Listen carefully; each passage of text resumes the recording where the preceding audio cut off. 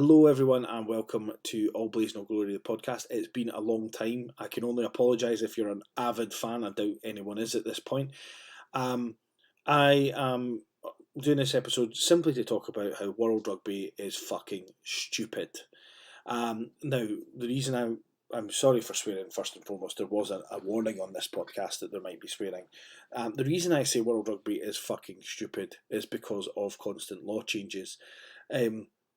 The laws, as far as I'm concerned, are already confusing enough. People start to learn them, they start to learn the laws, and then suddenly they want to change the laws. I don't think we should be doing that, and I think the issue with rugby is that because the seasons are all over the place, so in New Zealand you've got a season that's sort of the middle of our summer in Scotland, and then we've got our season, and then the Six Nations, and then there's the Tri Nations, and then they've got these other tournaments. I think the issue is constant changing. Everything catches up with itself eventually, and it doesn't work. You need to have consistency across the board. A global season might be something that they should really consider, but also World Rugby changing the laws. Now, one of the laws changes that I don't like is the maul change. A maul can be stopped once and then it can kind of restart. I think that referees are going to police that terribly. I know that I think it's quite clear when you get a maul from a line out and it comes down. There's sometimes where there's an initial stop as it lands, and then the ball moves again. Now, if you want to count that as a stop and say the next one is a stop, that's fine. But I think you're going to have situations. The two movements, to me, wasn't ruining the spectacle of it. It was allowing teams just to readjust if they met that resistance somewhere in the action of the maul going forward. And I don't think anybody was screaming at their TV that was wrong. I don't think anybody was turned off by it. If you don't like mauls, watch rugby league. If you don't like tackles and stuff, well, watch football. That's one thing. They keep bringing in new rules out all the time, and it's not about, or laws, sorry.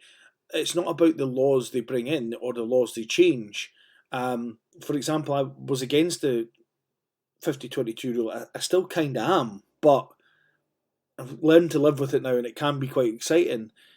But the problem is that every time, if you're a casual rugby fan, so if you're someone that watches the Six Nations every year and maybe the autumn test, but you don't watch Edinburgh rugby every week, or you don't go and watch your local team every week, it's like a new game every time you watch it because they've changed something else. And sometimes not for the better. It's sometimes to appease somebody, and this is what the no scrum at the free kick thing comes across as, is that you're changing it to appease people who don't like the fact that there's scrums in the game.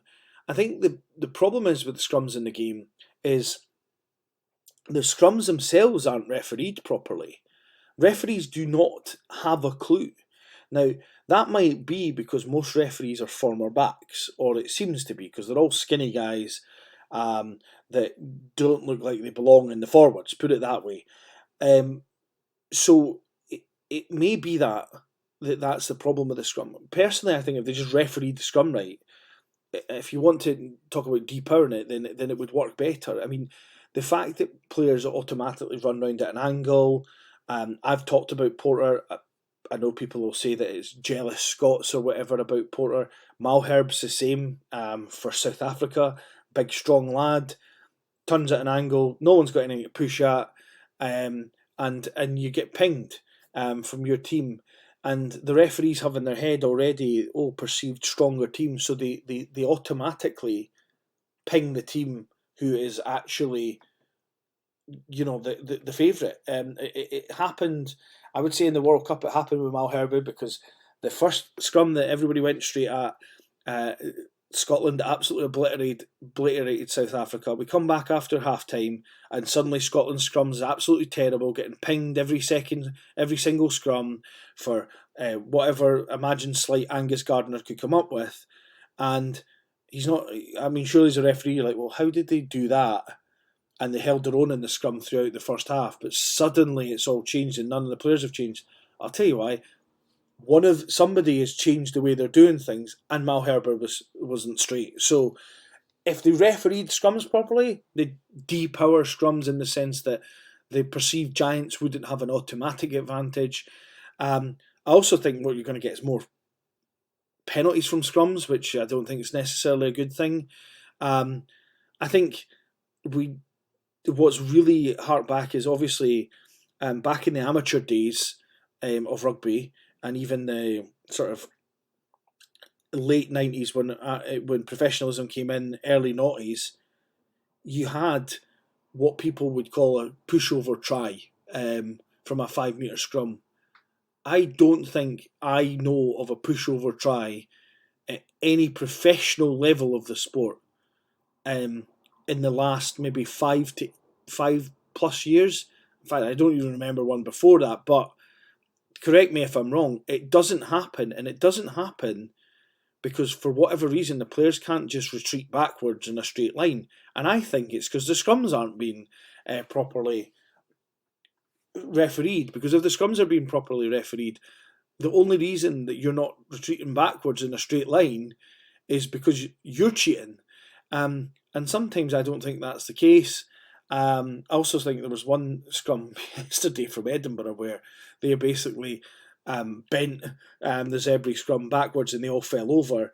And I think Edinburgh could have kept going for another 30 yards if the referee hadn't wanted to blow his whistle, because they still had the ball at the feet of the 8.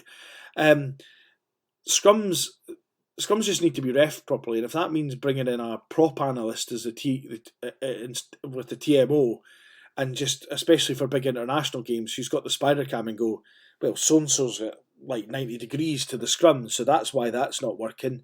Ping him. I guarantee you that the scrums will be fine and no one will be complaining about them. Scrummaging is part of rugby, but rugby what they want to do is they look at it. They don't look at it as oh, we want our game to market the game that we have. They want to market. They just want to market something to any punter who'll take it. Rugby's beauty is in its physicality. Is in the difference between, you know, Dupont taking a snipe round the side, and you know, big. I'm trying to think of Vermeulen, you know, pounding over somebody, and I'm showing my age here. Bismarck Duplessis at the back of a mall scoring a try. They are three different things that are all happening at once, or can not at once, but it can all happen in rugby. That makes it beautiful in the sense that it's all changing. Rugby is trying to corner itself, and it's going to end up being rugby league, quite frankly. And I'm going to be honest with you, I quite like rugby league, but I want to watch union. That is the sport I enjoy watching. So keep it as union and keep league as league. League's good for what it does. It's a different sport. Stop trying to make them the same, or limit the amount of actual rugby union things that happen, like rucks and mauls and stuff like that, and bring it back to just being what it is. Referee it properly.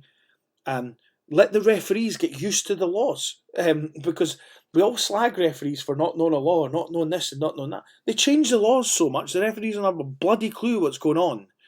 The only ingenious thing for me that they've brought in is the bunker system, which actually means that like the referee can go down, that means yeah, and it moves things on. So yeah, I think we need to it's rugby, world rugby. They need to stop this nonsense about we are going to change this law, that law, and the next law. Because what they need to remember as well is they're doing that with one hand, and then in the other hand, they're not globalising the game. So on one hand, they're going, let's make the games look more attractive. So when people watch it, it's flowing, running rugby, and everybody's all excited, and everyone's, a super strong athlete that can, hit a gap, and the ball's constantly in play. That's fine. I understand why you want to have more ball in play and stuff like that. But then on the other hand, they're going, let's make a global calendar that means that the likes of Fiji and other nations like Chile and stuff that are starting to get their rugby going won't be able to have a seat at the big table for 3 years or whatever it's going to be, just opening it, maybe make it, make some kind of tournament that, if you're going to make a structure that encourages these teams to be in it, um, stick with the autumn tests and the tours. Encourage teams to send A sides places. Reduce the number of nonsense games we have, and the club game can be, the professional ranks of club rugby. Maybe doesn't need to have such a long season. The Premiership, for example, doesn't need to finish in June. Neither does the URC. Do the simple things and stop changing the game itself, that people just start to grasp, and then we'll be in a position where we can say, oh, look, this is our game, this is how it works, and when you learn the laws, that's kind of the laws. The only changes there might be is if there's something that we've worked out is really unsafe, like the croc roll, for example, or there is some reason to change the law that still keeps rugby, because now we don't get a scrum. You don't, if you get over the line, you don't get a scrum for that. You basically, I mean, what they want, and I can see it, is basically soon the scrum will be a rugby league scrum, and they'll not be training anyone to be a prop, and everybody will just cuddle, and then the ball will go in and get fired to the number 8's feet, and that'll be the end of it. And we'll be basically playing league without 5 tackles. And that's what's wrong with World Rugby. Is, to me, it's too focused on the game as the thing we need to change to popularise this thing. We need to do this because our stakeholders, our big stakeholders, are New Zealand and Australia and England, and it's not thought about the global impact of that.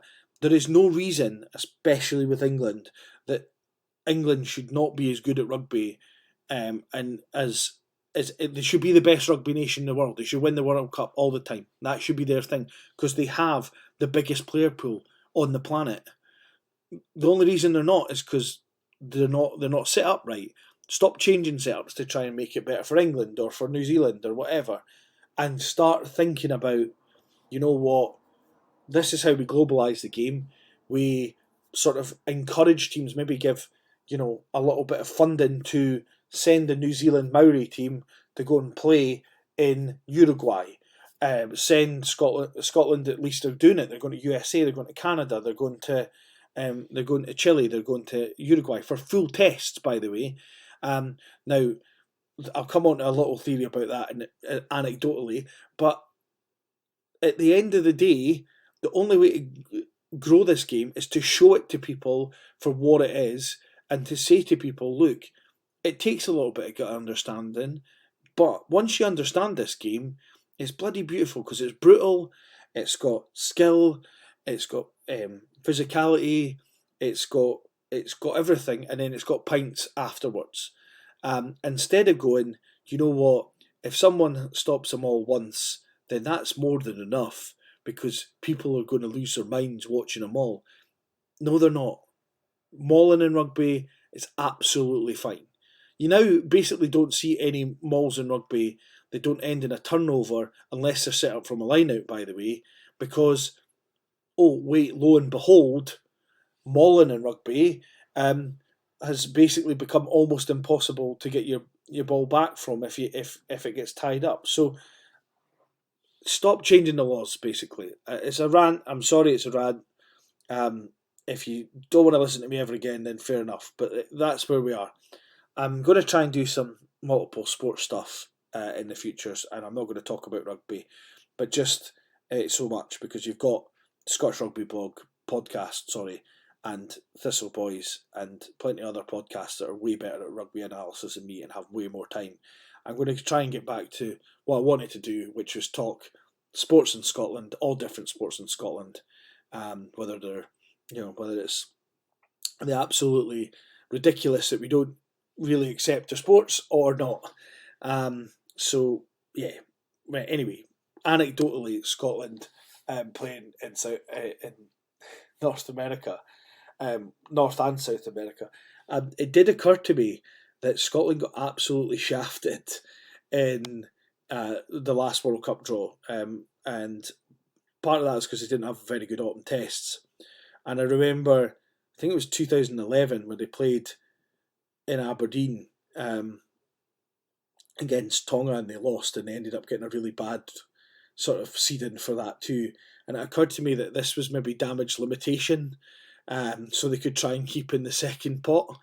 Uh, I don't know if it's true or not, but it just occurred to me that that's maybe what they were doing, um, because they're one of the only sides that seems to be travelling to these places. I actually think it's brilliant that they're going to play Canada, America, Chile, Chile and Uruguay, who were both really exciting in the last World Cup. I've actually seen Uruguay play 3 times now live, bizarrely, all at World Cups. Uh, so yeah, I think that's just an anecdote. I don't think that's maybe necessarily true. In terms of there was one more thing I was hoping to do, and I'm hoping that I'll get a guest on to talk about it. Is talk about the summer test squad. At the moment, I'm going to be honest. I'm very high on Velicott making it. I do think that watching Edinburgh this season, I'm no longer a season pass holder, but even just being at the few games I've been at, the difference between him and Ali Price is night and day. I think he's very, very smart the way he plays the game. His heads up. I don't understand why he's not had as much of a chance for Scotland as others, but nevertheless, Velicott's somebody that I might talk about. I'm hoping to do that. I'm not promising I'm going to do it because, to be honest with you, I can't promise anything at the moment. Anyway, thanks for listening. If you did, I hope you enjoyed it. I'm hoping to be back with some better podcasts in the future. I'm hoping to have some more of the Steel Queen stuff as well from Ashton Rafter, and to chat all about that. And just a big kudos to Adam Mackman, who runs the Ice Maidens Voice of Women's Hockey in Britain Facebook page. He has now started a podcast, and I can't wait to get stuck into the first episode of that. So anyway, thanks all for listening. Cheers.